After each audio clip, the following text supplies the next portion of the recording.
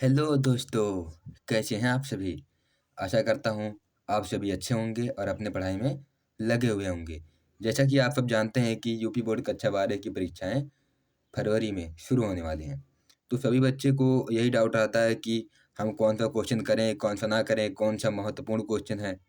तो आज हम देखेंगे यूपी बोर्ड कक्षा 12 भौतिक विज्ञान का एक महत्वपूर्ण क्वेश्चन जो 3 से 5 नंबरों में आता है। बात करते हैं उस क्वेश्चन का। तो वो क्वेश्चन है, यहाँ आप देख सकते हैं, भौतिक विज्ञान महत्वपूर्ण प्रश्न कक्षा 12 किरचॉफ का नियम। किरचॉफ का नियम आपने कभी ना कभी इसके बारे में सुना ही होगा। और ये क्वेश्चन 5 अंक में आता है। आप देख सकते हैं यहाँ पर 2019, 2020, 2022, 24 और 24 में भी बहुत सेटों में क्वेश्चन क्या हुआ था, दोहराया गया था। कुछ कुछ सेट में ये 3 नंबर और कुछ सेट में 5 नंबर का था। अगर 3 नंबर में कैसे पूछेगा, 3 नंबर में क्या होता है, अगर ये क्वेश्चन 3 नंबर में आएगा तो उसके साथ ही कोई छोटा-सा आपके न्यूमेरिकल ऐड कर देगा, तो वो 5 नंबर का हो जाता है। वैसे मुख्यतः 5 नंबर में ही आता है। तो चलिए आज इसे गहराई से जान लेते हैं। Let's begin. तो बात करते हैं किरचॉफ का नियम था क्या। तो जैसा कि नाम से ही है कि किरचॉफ यानी किरचॉफ का नियम है। किरचॉफ का नियम, अगर किरचॉफ का नियम आप यहाँ देख पा रहे हैं, तो किरचॉफ का नियम है तो मुख्यतः ये क्या किरचॉफ ने ही दिया होगा। तो हम बात करते हैं कि आखिर किरचॉफ के नियम का मतलब क्या है और किसने दिया था, कैसे दिया था और इसके क्या-क्या अंग हैं, ये देखते हैं। देखिए किरचॉफ क्या था, किरचॉफ का नियम। ये वैज्ञानिक थे हमारे किरचॉफ। किरचॉफ थे, क्या थे? किरचॉफ। किरचॉफ नामक वैज्ञानिक ने क्या किया, जो विद्युत परिपथ होता है, हमारा विद्युत परिपथ होता है, यहाँ शेल लगा लीजिए, मान लीजिए, और यहाँ पर कुंजी लगा दीजिए, और ये धारा यहाँ पे मान लेना कि आर प्रतिरोध है और धारा यहाँ पे बह रही है।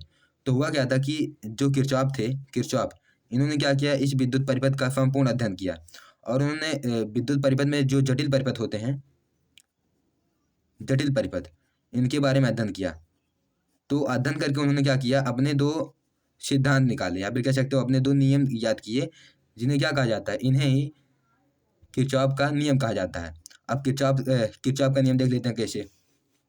किरचॉफ नामक वैज्ञानिक ने विद्युत परिपथ के संपूर्ण ज्ञान अर्जन कर अपने 2 नियम प्रतिपादित किए, जिसे किरचॉफ का नियम कहा जाता है।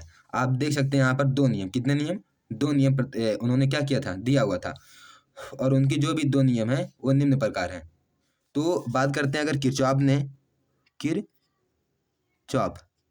किरचॉफ ने क्या किए, 2 नियम दिए। अब 2 नियम क्या थे, एक देखिए, उन्होंने अपने क्या दिया, अपने 2 नियम थे, एक था पहला और एक था दूसरा। पहला नियम जो था उनका प्रथम नियम, और एक था दूसरा नियम। तो प्रथम नियम उन्होंने क्या बताया, उन्होंने बताया कि अगर कोई जटिल परिपथ है, मान रहे हैं कि यहाँ पर कोई बिंदु है, मतलब कि अगर देखें तो आप कई तार आकर यहाँ पर मिले, अगर यहाँ पे बहुत सारे तार आकर मिल जाएं और तार यहाँ पर जाएं भी, तो उन्होंने बताया कि किसी जटिल परिपथ में तारों की किसी संधि पर आने वाली कुल धारा, मान रहे हैं क्या, ये धाराएं क्या आ रही हैं, यहाँ पर आ रही हैं धाराएं, आने वाली कुल धारा बराबर जाने वाली कुल धारा। उन्होंने बताया था क्या कि आने वाली जो धारा है, आने वाली धारा बराबर जाने वाली। तो आप जान सकते हो कि ये क्या हो गया, आने वाली बराबर जाने वाली। तो आप ऐसे याद रख सकते हैं कि जटिल परिपथ में किसी बिंदु पर तारों की किसी संधि पर आने वाली कुल धारा बराबर जाने वाली कुल धारा के बराबर होती है। और ये जो नियम था, इसमें नोट करके आप लिख लीजिएगा, ये जो नियम था ये आवेश संरक्षण का बात करता है। क्या, आवेश संरक्षण का, आवेश संरक्षण का बात करता है। तो इतना आप लिख लेंगे और आपको नंबर मिल जाएगा। अब बात करते हैं दूसरे नियम का। तो दूसरा नियम क्या था, उन्होंने फिर यही बात की। उन्होंने क्या कहा कि अगर कोई जटिल परिपथ है, कोई जटिल परिपथ है, तो उसमें प्रतिरोध लगे हुए होंगे। मान रहे हैं हम यहाँ पर प्रतिरोध लगा दे रहे हैं अपना, और यहाँ पर एक शेल लगा दे रहे हैं, यहाँ पर शेल लगा कर ऐसे कुछ, और यहाँ पर कर दे रहे हैं हम एक नया प्रतिरोध कर रहे हैं यहाँ पर, और एक और यहाँ पर एक शेल भी लगा दिए हैं, और कुछ इस तरह। इसको मान रहे हैं लूप 1, इसको मान ले रहे हैं लूप 2। इसका मान रहे हैं विद्युत वाहक बल E1 है, इसका E2 है, और ये क्या, ये R1 प्रतिरोध है, ये R2 प्रतिरोध है, और ये R3 प्रतिरोध है। उन्होंने क्या कहा कि किसी जटिल विद्युत परिपथ में, किसी जटिल विद्युत परिपथ में किसी बंद पास के लिए, क्या आपका एक बंद पास हो गया, यानी क्या एक बंद है, तो अगर ये बंद पाश है, मान रहे यहाँ पर हम कुंजी लगा दे रहे हैं, कोई बंद पाश है, ये क्या है, पूरा बंद है। तो उन्होंने क्या कहा, उन्होंने कहा किसी जटिल परिपथ में किसी बंद पाश के लिए, किसी बंद पाश के लिए, आप ध्यान दीजिएगा बंद पाश होना चाहिए। तो बंद पाश के लिए उन्होंने कहा कि किसी जटिल परिपथ में किसी बंद पाश के लिए उसमें लगे प्रतिरोध, यानी ये प्रतिरोध है, धारा बहेगी इधर से, धारा यहाँ पर जा रही है, ये भी धारा यहाँ से निकल रही है, यहाँ जा रही है और धारा जा रही है। तो किसी जटिल परिपथ में लगी प्रतिरोध, क्या ये पास है हमारा, मान रहे हैं लूप 1 के लिए हम मान रहे हैं कि अगर मान लें लूप 1 के लिए हम निकाल रहे हैं लूप 1 में, तो किसी जटिल परिपथ में किसी बंद पाश के लिए लगे विद्युत प्रतिरोध तथा उनमें बहने वाली धाराओं तथा उनमें बहने वाली धारा का गुणनफल का जो बीजगणितीय योग होता है। अब बीजगणितीय योग क्या, कि प्लस और माइनस के साथ ऐड किया जाए। मान लो अगर धारा इधर से आ रही है तो प्लस हुआ, अगर धारा इधर से आती तो माइनस हो जाता। तो किसी बंद पाश में लगे प्रतिरोध तथा उनमें बहने वाली धाराओं का जो बीजगणितीय योग होता है, यानी IR है, सिग्मा IR, ये क्या है, बीजगणितीय योग है, उसमें लगे प्रतिरोध तथा बहने वाली धारा का।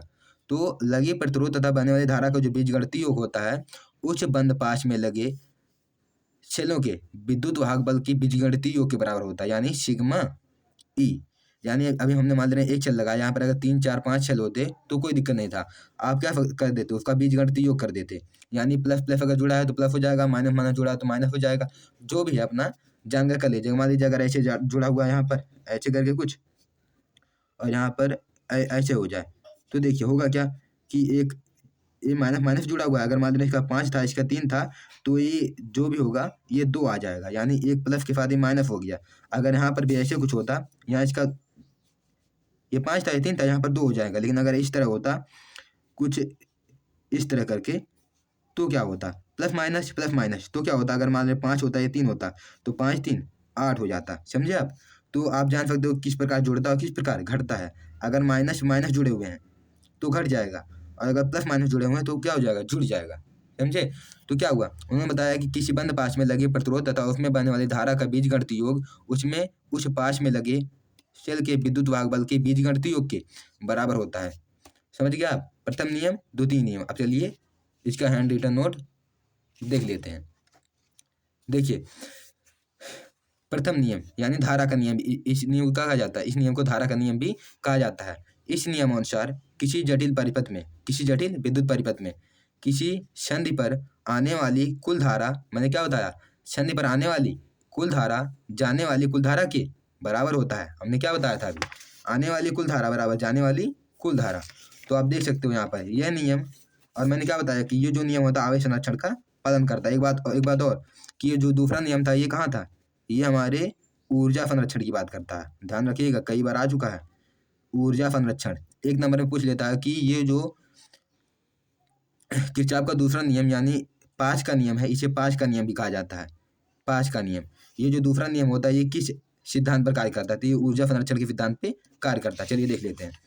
तो इस नियमानुसार किसी जटिल विद्युत परिपथ में किसी संधि पर आने वाली कुल धारा बराबर जाने वाली कुल धारा होती है। यह जो नियम होता है आवेश संरक्षण का व्याख्या करता है या फिर पालन करता है। तो आप देख सकते हो यहाँ पर ये धारा आ रही है, ये धारा आ रही है, ये धारा आ रही है, और धारा यहाँ पर निकल रही है। तो I1 I2 I3 I4 आ रही थी, और I4 I5 I6 और I7 जा रही थी। तो आने वाली कुल धारा बराबर जाने वाली कुल धारा। अगर आप इस संधि पर संधि का कुल इसी संधि पे आने वाली तथा जाने वाली कुल धारा का अगर बीजगणितीय योग करेंगे तो शून्य हो जाएगी। ये भाई देखिए होता क्या कि आप अगर 5 रुपये लिए हैं और 5 रुपया आपके पास आया और 5 रुपया चला गया, तो आपके पास 1 रुपया नहीं रह जाएगा ना। तो अगर आप देखोगे इस संधि के लिए बीजगणितीय योग शून्य हो जाएगा, समझे आप। इस संधि पर बीजगणितीय योग, धारा का बीजगणितीय योग शून्य। तो आप इतना समझ गए हैं। अब चलिए देख लेते हैं कि दूसरा नियम। देखिए आप याद रखिएगा, जो भी किरचॉफ का दूसरा नियम होता है इसे पास का नियम भी कहते हैं, और इसके साथ साथ ही इसे कहा जाता है वोल्टता का नियम। इसे वोल्टता का नियम भी कहा जाता है, वोल्टता का नियम भी कहते हैं। तो क्या दूसरा नियम पास का नियम या फिर वोल्टता का नियम भी इसे कहा जाता है। चलिए देख लेते हैं। इस नियमानुसार किसी जटिल विद्युत परिपथ, लिख लीजिएगा आप यहाँ पर, विद्युत परिपथ में, किसी जटिल विद्युत परिपथ में किसी बंद पाश में लगे प्रतिरोधों तथा उनमें बहने वाली कुल धारा के गुणनफल, यहाँ अब ध्यान दीजिएगा, के गुणनफल का बीजगणितीय योग उच्च पाश में लगे शेलों के वैद्युत वाहक बल के बीजगणितीय योग के बराबर होता है। मैंने क्या बताया कि किसी बंद पाश में, मान लीजिए हमारा बंद पाश था, लूप वन था, तो हमने क्या किया, उसमें जो भी प्रतिरोध था और उसमें जो भी बहने वाली धारा थी, उसका गुणनफल का जो बीजगणितीय योग होगा, उसमें लगे ये जो शेल, मान लीजिए यहाँ पर एक शेल लगा है, तो आप 1 2 3 4 जितने भी शेल लगे होंगे कोई दिक्कत नहीं है, उन शेलों का जो बीजगणितीय योग होगा, शेलों के विद्युत वाहक बल का जो बीजगणितीय योग होगा उसके बराबर होगा। तो आप यहाँ पर जान गए हैं। अब चलिए देखते हैं आगे। आगे क्या, मान लीजिए कि हमारा कोई विद्युत परिपथ है, इसमें R1 R2 R3 प्रतिरोध लगे हुए हैं, कोई बात नहीं, और इसमें शेल लगे हुए हैं E1 E2 E3, जिनके विद्युत वाहक बल क्या है, विद्युत वाहक बल E1 है, E2 और E3 है। यहाँ पर हमारा एक कुंजी लगा हुआ है। अगर कुंजी बंद करते हैं तो धारा बहेगी यहाँ पर, और धारा बहेगी तो धारा इन प्रतिरोधों से होकर गुजरेगी। तो होता क्या है कि अभी आपने जाना कि किसी बंद पाश में लगे प्रतिरोध, यहाँ प्रतिरोध लगा हुआ है, इसमें बनने वाली धारा, तो धारा क्या बहेगी, IR1 प्लस IR2, क्योंकि देखिए सब एक दिशा में है और धारा भी एक दिशा में बह रही है, इसलिए मैंने प्लस लगाया हुआ है। अगर यहाँ पर धारा इधर से आती या फिर किसी में इधर से आती और किसी में उधर से आती तो प्लस माइनस हो सकता था। तो IR1 धारा एक की ओर है, IR2 प्लस IR3, ये क्या होगा, ये प्रतिरोध और धारा का गुणनफल हो गया, गुणनफल का योग, जो आपने पढ़ा है भी, गुणनफल का योग, प्रतिरोध का और धारा का गुणनफल योग।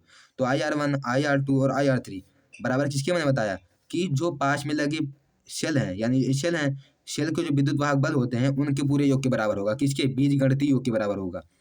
तो मैंने इसे सिंपली लिख दिया है क्योंकि सब क्या थे, एक दिशा में थे, यानी प्लस के साथ जुड़े हुए थे, इसलिए मैंने ऐसा लिख दिया है। तो E1 E2 और E3, लेकिन अगर इसकी दिशा उत्क्रमित होती, यानी यहाँ पर प्लस ना होकर यहाँ पर माइनस होता, तो क्या होता, यहाँ पर माइनस हो जाता, समझे आप। तो आप कह सकते हो, आप अगर आप ये ना लिखना चाहो कोई दिक्कत नहीं, आप मत लिखो, ये लिख देना सीधे, यानी पाँच में लगी प्रतिरोध, ये प्रतिरोध है पूरा तुल्य प्रतिरोध, तथा उसमें बनने वाली जो भी धारा है उनका जो बीजगणितीय योग होगा वो क्या होगा, उसमें उस पाँच में लगे जो भी शेल हैं, जितने भी शेल हैं, उनके विद्युत वाहक बल का बीजगणितीय योग होता है। तो आप इसको याद रखिएगा, मोस्ट इंपॉर्टेंट। तो दो हो गया। अब बात करते हैं जहाँ क्या है, सिग्मा IR क्या है, बंद पाश में लगे प्रतिरोध तथा उनमें बहने वाली धारा का बीजगणितीय योग है, तथा सिग्मा E क्या है, परिपथ में लगे शेलों के विद्युत वाहक बलों का बीजगणितीय योग है। नोट में आप देख सकते हैं कि ये जो नियम है ऊर्जा संरक्षण के सिद्धांत का पालन करता है। मैंने क्या बताया अभी कि ये जो भी नियम होता है ये ऊर्जा संरक्षण, दूसरा नियम क्या, ऊर्जा संरक्षण, और प्रथम नियम आवेश संरक्षण का पालन करता है। तो ये थे हमारे क्या, किरचॉफ के नियम। आई होप आपको अच्छा लगा, अगर आपको अच्छा लगा है तो प्लीज़ हमारे चैनल को जो है सब्सक्राइब कर लीजिएगा और लाइक भी कर दीजिएगा। Thank you for watching.